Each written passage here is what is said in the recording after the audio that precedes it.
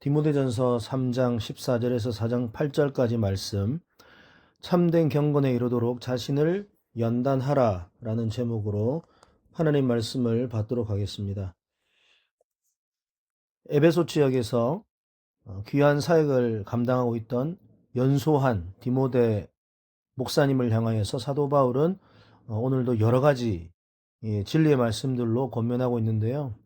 특별히 이 진리의 말씀들이 바로 오늘 이 시대 주의 몸된 교회를 사랑하고 또 사역하며 영혼들을 섬기는 귀한 리더들에게 주시는 하나님의 말씀, 또 우리 성도님들 모두에게 주시는 하나님의 말씀으로 받기를 바랍니다.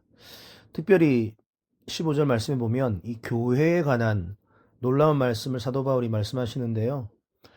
제가 일전에 또 디모데 전후서 강의의 말씀을 통하여 우리가 살펴봤기도 하지만 이 교회, 예수 그리스도의 핏값으로 세워진 교회, 하나님이 세우신 진리의 기둥과 터인 교회, 이 교회는 한마디로 말하면 비밀이라는 것입니다.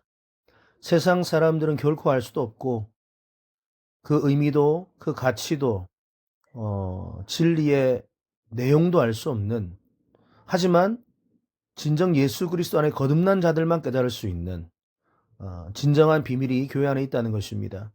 그 비밀은 바로 예수 그리스도께서 육신으로 이 땅에 오셨고 성육신하셨고 또 영으로 의롭다 하심을 받으셨고 또 천사들에게 보이시고 만국에 전파되시고 세상에 믿음바 되시고 영광 가운데 하늘로 올려가신 이 사건, 예수 그리스도의 모든 구속의 사건의 그 열매로 맺어진 것이 바로 교회라는 것입니다. 그래서 이 교회는 예수 그리스도의 오심과 또 십자가에서 죽으시고 부활하신 사건과 승천하시고 다시 오시는 그 예수 그리스도의 모든 전 삶을 전하는 하나님의 비밀을 맡은 기관이요, 공동체요, 생명력 있는 하나님의 사용하시는 그러한 진리의 기둥이라는 것입니다. 그 교회에 관한 진리를 말씀하시고 더 나아가 그 당시 에베소 지역에 많은 이단들이 난무하고 또 그 가운데 현혹되어져서 거짓 교사들에게 현혹되어져서 믿음에서 떠난 자들이 많다는 것을 성경을 통해서 우리는 발견하고 있습니다. 특별히 4장 1절에 보면 후일에 어떤 사람들이 믿음에서 떠나 미혹하는 영과 귀신의 가르침을 따르리라. 참 귀하게 믿음 생활하고 또 성령으로 시작했지만 잘못된 영적 가르침을 알려주는 그 거짓 교사들, 거짓 리더들에게 빠져서 결국은 하나님의 말씀에서 떠나 생명에서 떠나게 된 안타까운 모습들이, 그런 사람들이 많았다는 겁니다. 구원에 관해서 다시 한번 좀 말씀을 드리자면 성경이 말하는 구원의 3단계를 우리가 다시 한번 좀 살펴볼 필요가 있습니다. 구원이 뭐냐? 뭐 여러 단계, 9단계로도 설명할 수 있고 7단계로도 설명할 수 있지만 가장 쉽게 3단계로 설명을 하자면 첫 번째 구원의 첫 번째 단계는 칭의 단계입니다. justification. 그러니까 예수 그리스도께서 우리의 죄를 담당하시고 죽으시고 부활하신 그 주님을 나의 구주로 믿는 순간 우리는 죄사함을 받고 의롭다 함을 받았다라는 것입니다. 그러니까 우리가 어떤 공로, 행위, 내 능력으로 이루어진 것이 아니라 예수 그리스도의 십자가의 부활과 십자가의 죽으심과 부활의 사건을 통하여 내가 의로움을 받았다. 로마서 3장 24절. 그리스도 예수 안에 있는 속량으로 말미암아 하나님의 은혜로 값없이 의롭다 하심을 얻은 자 되었느니라. 주님의 은혜로, 십자가의 은혜로 우리가 의롭다함을 받은 그 단계가 칭의 단계입니다. 그리고 그 다음 단계가 성화, sanctification. 성화가 뭐예요? 예수를 믿은 다음 그 구원의 선물을 받은 다음부터 우리에게는 이제 영원한 숙제, 평생의 숙제가 주어진 겁니다. 성화, 거룩하게 되어져 가는 거예요. 우리의 말, 우리의 생각, 행동, 모든 삶이 예수를 닮아가는 겁니다. 우리의 모든 판단의 기준이 예수가 되는 거죠. 우리의 삶의 모든 방향성이 예수에게 맞춰지는 것입니다. 그게 바로 성화의 단계입니다. 레위기 11장 45절에도 보면 나는 너희 하나님이 되려고 너희를 애굽 땅에서 인도하여 낸 여호와라. 내가 거룩하니 너희도 거룩할지어다. 우리가 평생 거룩을 위하여 몸부림쳐야 되는 거예요. 그리고 마지막 구원의 세 번째 단계가 영화의 단계, glorification. 궁극적으로 예수 그리스도께서 오시는 그날, 죄의 모든 우리의 죄의 모습들이 다 벗겨지고 해방되어지고 완전한 부활의 모습으로 변화되는 것을 말하는 것이죠. 로마서 8장 30절에 보면 또 미리 정하신 그들을 부르시고 부르신 그들을 또한 의롭다 하시고 의롭다 하신 그들을 또한 영화롭게 하셨느니라.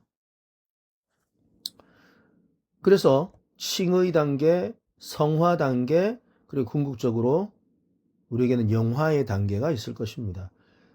이 단계를 우리가 꼭 기억을 해야 되고 구원에 관한 이 개념을 꼭 이 머릿속에 넣고 있어야지만 우리가 어떠한 거짓된 교사의 가르침에도 흔들리지 않고 우리의 구원을 지키고 보호할 수 있는 거죠. 근데 그 당시에 이 에베소 지역에는 특별히 그리스 헬라 문화가 아주 강력하게 있었습니다. 그래서 성경을 좀 이상하게 비틀어서 가르치는 거짓 교사들이 많았어요. 이렇게 하면 너희들이 거룩해진다.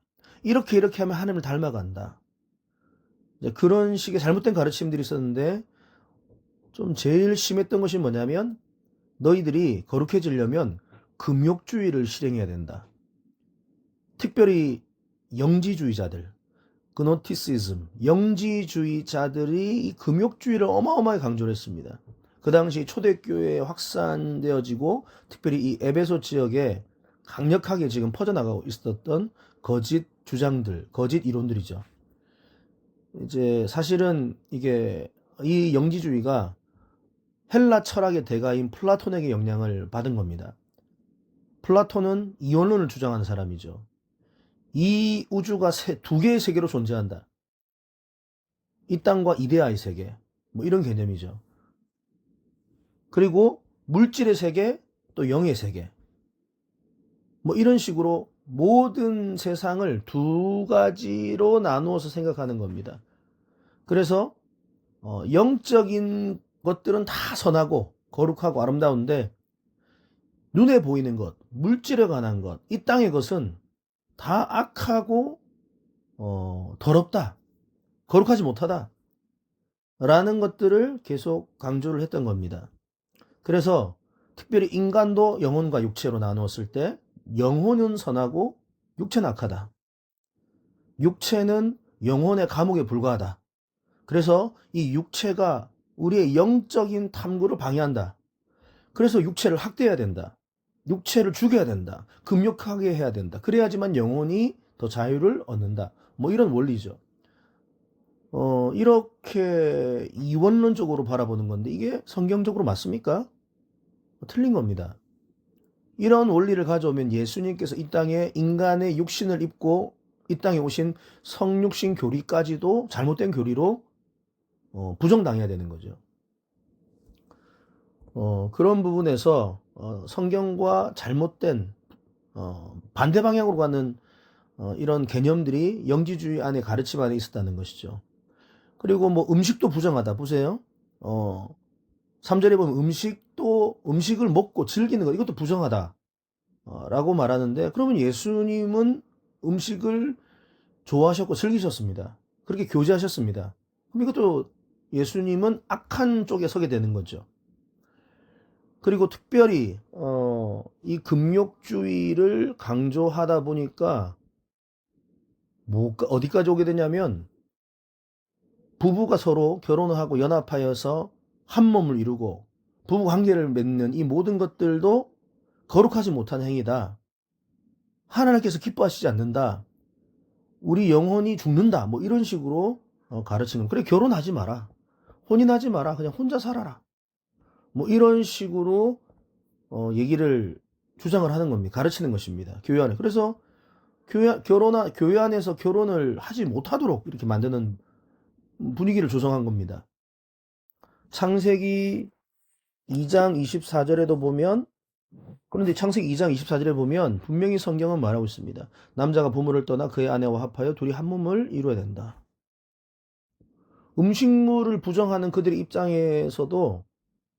가운데 디모데전서 4장 3절에 보면 음식물은 하나님이 지으신 바니 믿는 자들과 진리를 아는 자들이 감사함으로 받을 것이다. 그러니까 이것이 바른 성경적 가르침이죠. 창세기 9장 3절에도 보면 모든 산 동물은 너희의 먹을 것이 될지라. 그러니까 이 영지주의자들은 채식만 강조했는데 그게 아니라는 거예요. 모든 산 동물. 육식도 분명히 주님은 허락하셨다는 것입니다. 궁극적으로 마가복음 7장 15절에 보면 16절에 보면 사람 안에서 나오는 것이 사람을 더럽게 한다고 말하고 있습니다. 그러니까 그들은 형식적인 것, 눈에 보이는 것에 너무 집중을 한 거죠. 영지주의자들은. 그게 아니라는 거예요. 진리가 우리 안에서, 우리 사람 안에서 이렇게 바깥으로 표출되는 거지, 밖에서 그 무엇이 우리를 거룩하게 하고 거룩하지 못하게 한다. 이게 말이 안 된다는 것입니다. 결국 마음 문제다. 그래서 진정한 거룩에 이르는 길은 무엇인가? 그것은 바로 5절에 보면 하나님의 말씀과 기도로 우리는 거룩해진다. 4장 5절 말씀입니다. 우리 그리스도인들이 거룩을 추구해야 됩니다. 거룩이 뭐죠? 세상과 구별되는 것. 세상의 방식이 아니라 하나님의 방식으로 살아가는 것. 우리의 모든 생각과 행위의 동기와 우리의 비전 모든 것이 주님이 기뻐하시는 방향으로 살아가는 것. 세상의 가치를 따르지 않는 것. 구별된 삶을 사는 것. 예수를 닮아가는 것. 그 거룩을 추구하기 위해서 우리는 반드시 두 날개를 붙잡아야 됩니다. 우리 성도의 개인의 두 날개입니다. 말씀과 기도. 말씀의 한 날개. 그래서 우리 미라클 교회는 매일 말씀을 읽고 큐티를 하고 말씀을 암송하고 필사하고, 그리고 이 말씀을 기준으로 하고 하나 더는 기도입니다. 기도. 말씀과 동일한 무게입니다. 매일 하나님 앞에 다니엘처럼 예수님처럼 정식기도 하는 거예요. 정해진 시간, 정해진 장소에서 새벽 예배를 통하든 아니면은 개인의 골방 기도를 또 시간과 장소를 정해서 하든 다니엘처럼 늘 기도하는 거예요. 그리고 우리의 무시기도, 생활 속에서 깨어서 우리의 삶의 모든 순간 호흡하면서 우리의 영혼의 호흡인 기도를 통하여 주님께 그 기도를 하고 물어보고 지혜를 구하고 방향을 구하고, 주님 어떻게 할까요? 그래서 결국은 말씀과 기도가 개인의 두 날개입니다. 이 말씀과 기도를 통해서만 우리가 날아 올라갈 수 있고 승리할 수 있고 거룩해질 수 있다는 것입니다. 우리 미라클교회 모든 성도님들은 2026년 말씀과 기도, 특별히 기도에 더 집중하고 기도에 생명을 걸고 예수님과 같이 다니엘처럼 사도 바울처럼 베드로처럼 그렇게 주님 앞에 늘 기도함으로 말미암아 삶의 모든 순간 승리하는 우리 미라클교회 성도님들 되시기를 주님의 이름으로 축복합니다.